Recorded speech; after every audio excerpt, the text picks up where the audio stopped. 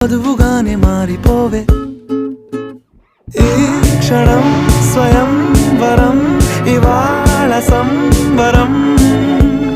ఈ క్షణం స్వయం